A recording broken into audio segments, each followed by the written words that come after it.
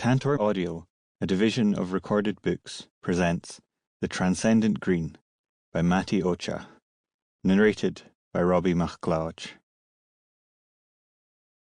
Prologue. The Transcendent Plane, one day before the end of Earth. Explain to me how this could happen.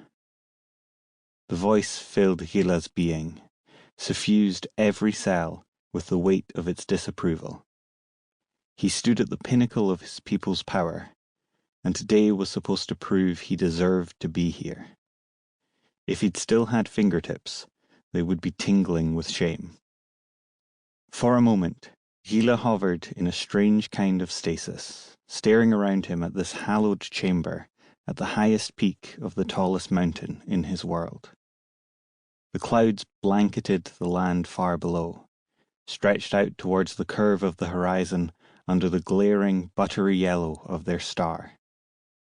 Soon, the rotation of the planet would light those cloud fields with gold and molten orange, if Eilidh were still alive to see the sunset.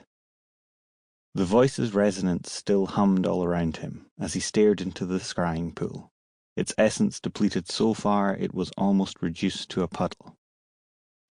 The longer Eilidh failed to answer, the harsher the consequences. He would answer in more ways than one. His energies shifted, still jangled after the accident. Accident. Such a word to describe the annihilation of a planet. A failure of calculation, off by the barest fraction of trajectory, Eilidh said finally. The guiding minds were unable to reroute it once it left the well. I take full responsibility. He was proud that his voice did not crack or waver in the presence of the God who would judge him. Her, if celestial beings indeed could be described by mortal appellations, presence grew somehow heavier, somehow increased the gravity around Eilidh where he stood until he swayed on his feet in the full force of her displeasure. You do, came the voice again. You shall. For your foolishness, you shall bear witness to what you have caused. The planet affected was not ready to ascend. Its people and its creatures were far from ready to ascend. Your folly has forced this upon them, and they will tear each other apart. And the world that has waited for its ascension will be forced to wait yet longer. This is the price of your failure that billions will bear in your stead. For that, I must act. Eilidh was stuck on the first 3 sentences of his God's pronouncement. Bear witness. Surely she couldn't mean, I can and I do. Her voice swelled in volume, like the rising of the wind outside the chamber, and Eilidh shook where he stood. Of course she could sense his thoughts, his panic. Please, Eilidh begged. It was a simple mistake, one mistake in 1,000 cycles of faithful service, Divine One. I didn't mean... Some of the pressure of her presence lifted, just enough that Eilidh released a wisp of breath, even from his only partly corporeal form. The smallest sigh, of hope, of relief. You did not mean it, she said, her voice softer now, with the nurturing of a god rather than divine wrath. Eilidh almost collapsed from the force of her care. You have indeed served us faithfully. Serve your next 1,000 just as faithfully, and you will be forgiven. The light of the sun faded at the edges of Eilidh's perception as his question caught, unvoiced, at the edge of his ability to speak. Around him, the chamber receded as if he were shrinking, his remaining form bundled into an infinitesimal speck until all he could see before him was his own error, the pride and pooled might of his people poured out onto an unsuspecting planet. The puddle of depleted power was replaced by a blue-green orb against the blackness of space. The orb grew larger, swirls of clouds over immense green and brown land masses. From the angle of approach, the view straddled the line of sunlight, and pinpricks of gold spread out in the shadow beyond. Even as Eilidh wept in his soul, those lights rippled, flickered, and vanished. Eilidh did not know this planet beyond his hasty and frantic investigation when the offering had gone wrong. Even as he grew nearer, nearer, nearer, the shadowed side of the planet's face was plunged into true darkness. Eilidh felt his essence traverse the Earth's atmosphere and spread out across its surface, his consciousness split, like it had once been so very long ago, before the gods chose him. The sensation of billions of minds threatened to overwhelm him, and he wondered for a fragment of a moment whether this was what his gods experienced. Then it receded just as swiftly, leaving him suspended, formless, unable to feel and able only to observe. The last thing Eilidh heard was his god's regretful words. "I hope you will learn the weight of intentions as you measure the impact of your actions." The lifeline of her presence sheared away as if cloven by the keenest blade. If Eilidh could have, he would have screamed. Chapter 1. You'd think it would be some kind of comfort that an arsehole intent on making my life miserable was an absolute shite speller, but for some reason that only made it worse, because my petty comfort in his grammar fails made me feel like the arsehole. And in this equation, the arsehole was, undeniably, him. Y-O-U-R, you're lucky I'm not in Glasgow. U-P-E-A-K, peek round a corner in Dundee and I'll give you something else to smile about. I stared at my phone, unable to decide whether an outright threat, putting the words Glasgow and smile in a sentence like that is a very particular kind of outright threat, merited more than a stomach-turning flash of combined rage and anxiety. I leaned aside to let other passers-by get round me in the tunnel, hovering in the threshold to the beer garden out the back of the adjacent cafe. I'm not sure what he thought I had to smile about now, so the threat was rubbish to an even greater degree. But if there was anything I'd learnt in these past 3 months since I'd started getting these messages, it was that John Frost didn't give a toss about whether he made sense.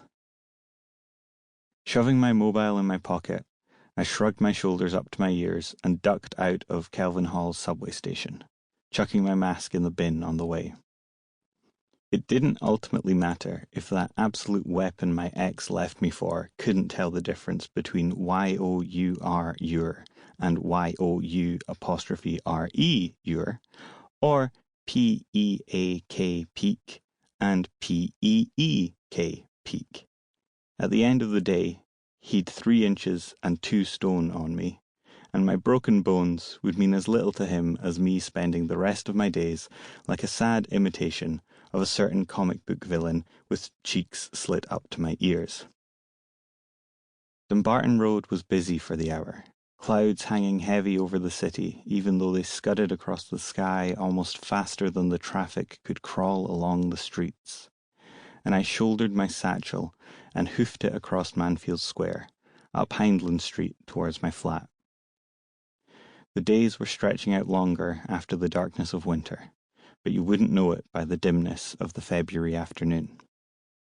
1 street away from my flat, the clouds opened up with a vengeance, a proper spring Scottish downpour in that it skipped the drizzly mist and instead sent a curtain of rain cascading down the hill. "Sod it," I muttered, hopping laterally onto the pavement to duck under the awning of, ironically, the Duck Club. I briefly considered going in to wait it out.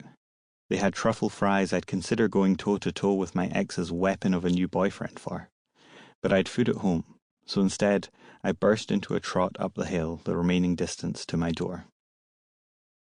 I was still soaked by the time I shouldered my way into my flat on the 2nd floor, leaving a trail of water all the way up 6 flights of stairs. Immediately, I wished I'd gone into the restaurant.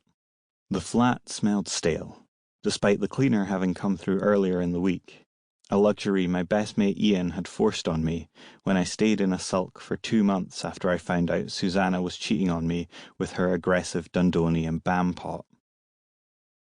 "You're no spending it down the pub or in anything else, mate," Ian would say. "Pay someone to clean your bloody terrarium. Even hamsters have that." After a month of following his advice, I had to grudgingly admit he was right. I was still a pathetic hamster, but at least a pathetic hamster with a clean terrarium and fresh cedar chips or whatever. I'd also not replaced the furniture Susanna had taken, so the flat itself was a shell more than a home. The hall was a perfect microcosm. One rickety side table where I dumped my satchel and my keys. One loose coat hook where I dropped my coat to drip on the creaky hardwoods. One horrid painting of a rat the landlord wouldn't let me take down.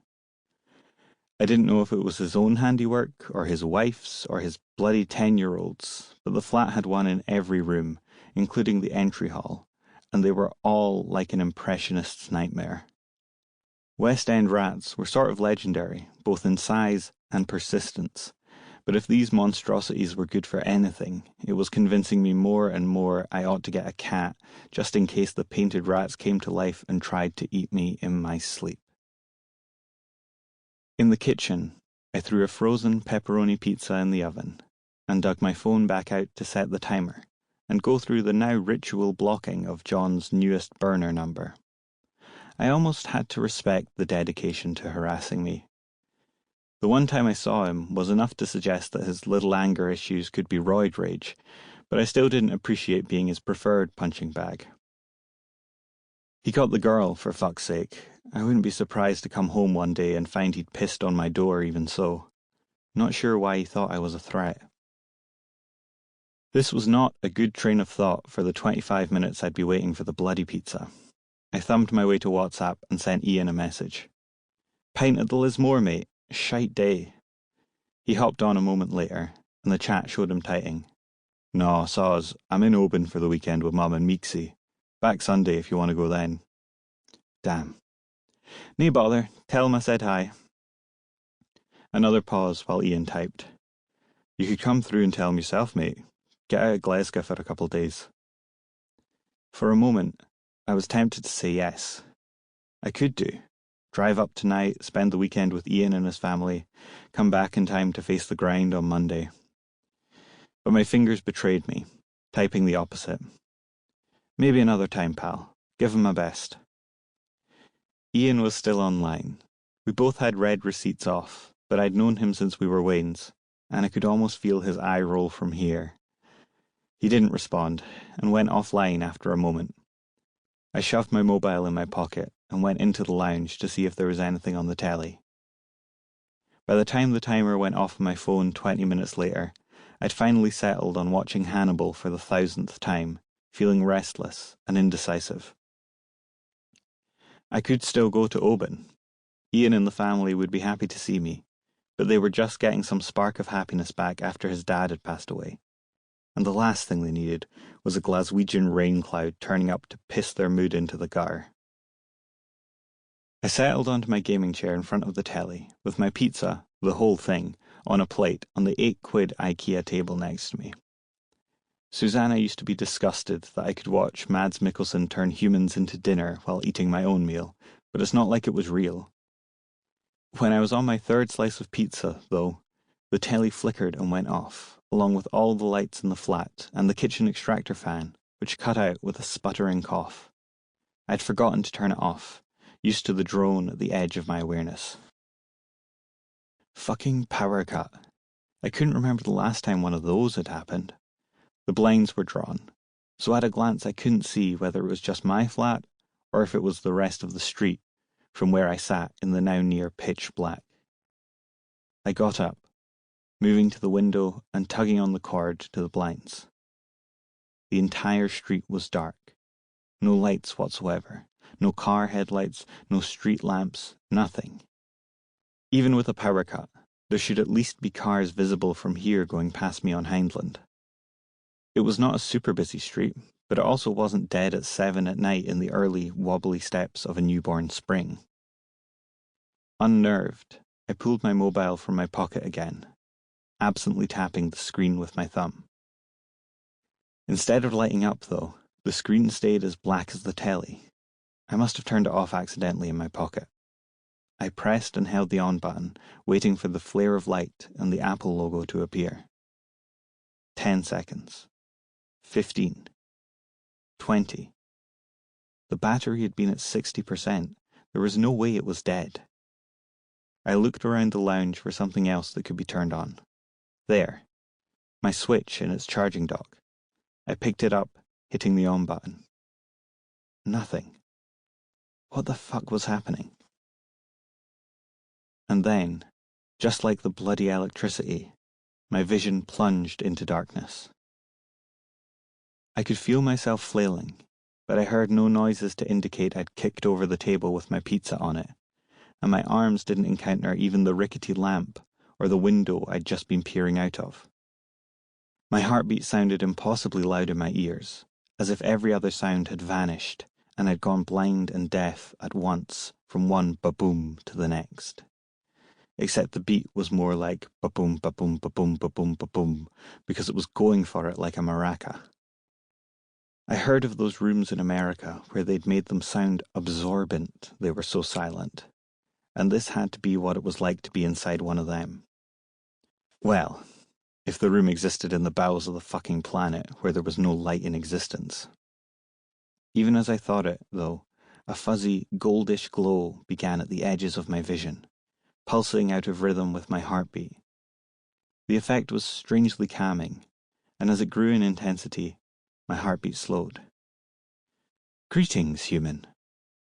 The words resounded inside my skull, echoing like my shoddy Partick lounge had suddenly transformed into St. Mungo's Cathedral. What the fuck? Due to extenuating circumstances, Earth shall begin to ascend ahead of schedule by approximately 10,329 Earth years. Because Earth is not prepared to ascend, we regret to inform you that the process is likely to cause mass casualties, as Earth had, until now, only trace quantities of spirit, and fewer than 0.005% of inhabitants display any affinity for its detection, let alone its gathering and use. We are unable to provide assistance, as, even with our advanced technology, we would arrive too late, and astral projections are incapable of providing meaningful aid. We apologize for the inconvenience. Ascension begins in 1 minute. We wish you fortitude. With that, the words vanished, and 60 seconds appeared, becoming 59, 58. As the timer counted down, the blacked-out vision grew hazier, brightening to the more washed-out dimness of my twilit flat. At least this power cut didn't, somehow nuke the sun. Though, I reckon if it had, we'd all be much deader. The moment I could, I peeked out the window again, hoping to see headlights, tail lights, any lights. None. The timer continued to tick inexorably downward. 40 seconds. I could assume this was a joke somehow. Or hey, maybe my depression had manifested into a hallucination. I didn't think so. The logical explanation for the electricity grid, and anything electrical at all, going dead was some sort of EMP surge. But unless someone on this planet had been keeping major secrets, the type human beings are notoriously terrible at keeping, no one had the tech to pull off an EMP and broadcasting messages into brains. If this was some other country, I would also think they'd have a better line than "Soz, you're ascending early," without any further explanation. What the hell? Might as well treat the weird floaty digital timer in front of my face as real. 20 seconds. I didn't hear any yelling. Also no cursing, a feat for Ouija's. And to the contrary, the evening was eerily quiet. Squinting out the window, I couldn't make out the cars on Dumbarton Road even if I was sure they were there. I imagined the drivers all standing in the middle of the street, scratching their heads. No point in being cheesed off about everyone stopping when your own car won't budge. 10 seconds. 9, 8, 7, 6, 5. What the fuck is going to happen? 4, 3. Fuck. Susanna's face. Mum's silhouette. Mull in the distance. 2. Ian, the only brother I've ever had. 1. Nothing. Chapter 2. The world returned as I hung suspended in my own mind. I don't know how I could be so bloody certain that was the case, that I was somehow adrift within the confines of my own synapses, but my body felt far away. Splayed out in front of my consciousness, though, was a stat sheet. Name: Calum Green. Age: 36. Level: 1. Class: not applicable. Class selection at Level 3. Affinities: not applicable. Gain experience to discover your affinities. Category: Alteration. Strength: 8. Dexterity: 12. Agility: 10. Mind: 12. Category: Regeneration. Constitution: 11. Stamina: 9. Category: Manipulation. Spirit: 11. Pathos: 8. Will: 14. I'd either gone so far around the bend I was about to run into my own arse, or this was real. Worse, as I stared at the numbers, my strength and pathos, whatever pathos was supposed to mean beyond the Greek, striking me with no small amount of shame. The quantification of my life in 9 different corners made me feel like I was worth sod all, just as John Frost was so eager to remind me. Strange that this stat sheet used a word I had just thought, which seemed to lend credence to the gone round the bend and up my own arse theory. Before I could become any more of a pathetic hamster, though, more text appeared, the stats blurring into the background. At Level 1, you are allotted 5 stat points and 1 boon to distribute. Our recommendation is to use them not according to the life you have led thus far, but according to the life you wish to lead. Upon ascension, your world is subject to vast changes, and your survival, however unlikely, will depend on your abilities, your mental acuity, and the emotional connection you share with your homeland and those who share it. The simpler, non-sapient creatures will change quickly and more violently than those with control over choice and strategy. Be wary. As a planet unprepared for ascension, your trials will be many, not least of which survival. We can offer little more guidance than this. No one, even the prepared, can survive alone. Every sentient species known to us has one thing in common, and one thing alone. Strength is found in connection, not isolation. You will never have every skill needed to thrive. The limits, such as they are, of your new world are far enough beyond your comprehension so as to be irrelevant. Should you survive long enough to discover them, you will have proven your own mettle and that of your planet. Do not forget to allocate your stat points and choose your boon. We wish you fortitude. With that, the words faded, the stats returning. 5 stat points and 1 boon. Okay, fine. Round the bend or not, I'd go with it until I could wake up and prove doing otherwise was wiser. Our recommendation is to use them not according to the life you have led thus far, but according to the life you wish to lead. That was an existential question far too great for my puny brain to deal with in the midst of this psychological fracture. What did I want to be? I didn't want to be weak. I hated the way John Frost made me feel, the way he decided I was a bug to squash beneath his foot, as if adding insult to the injury of his trysts with Susanna was something gleeful for him. If there's one thing I hate, it's a bully. Sad thing was, I forgot the golden rule. I'd never once bothered to stand up to him in any way. The flash of shame I felt at seeing the single-digit numbers on my stat sheet decided it for me. If I had to hazard a guess, I would say 10 was the magic number of the human median, impressing upon me that in many ways I was startlingly run-of-the-mill. I'd played enough games to know that this wasn't my wisest decision and that I really should be more strategic, but the text had told me I ought to choose according to the life I wanted. I put 2 points in strength and 1 in stamina, but when I went to add the final 2 to pathos, I got an error. Manipulation resources can only be increased through usage and harvesting. Do you want an explanation of these resources?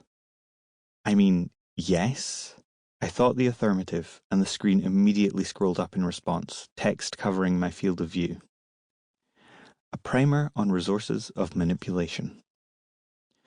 Though there has been much debate over the course of history on terminology and semantics, the lay term for manipulation is magic.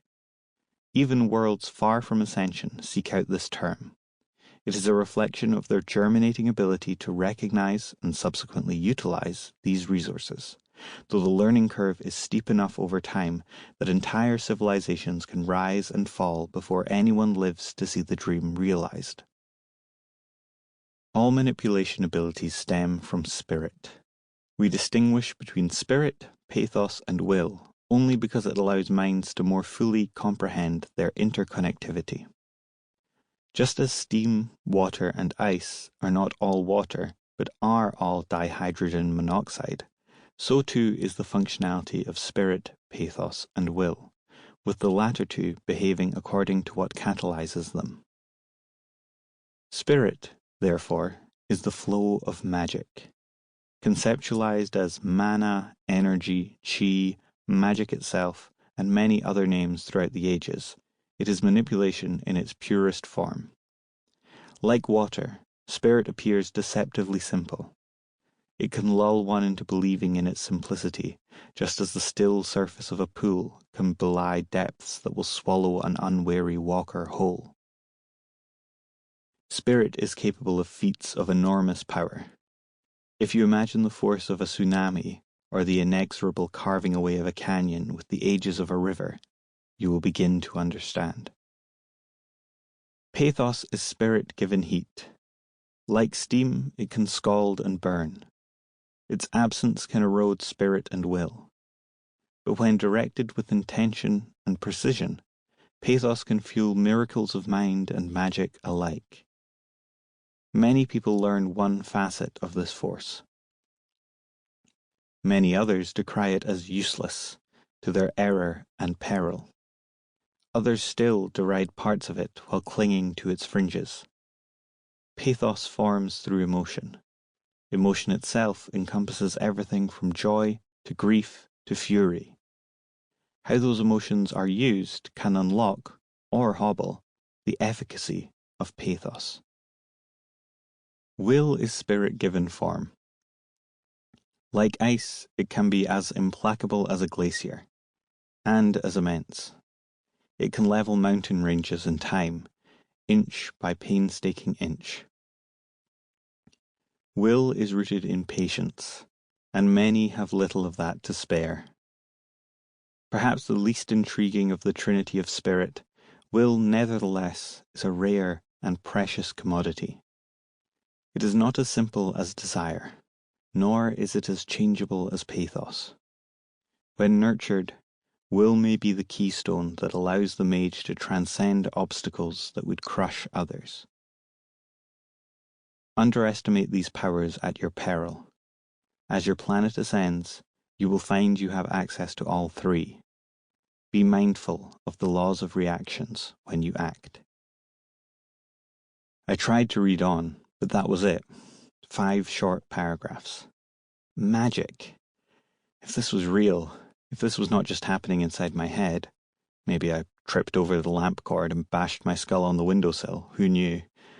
This text seemed to suggest the equivalent of handing an entire nursery full of toddlers loaded fully automatic weapons, safeties off. Here, plan. Sample complete. Ready to continue?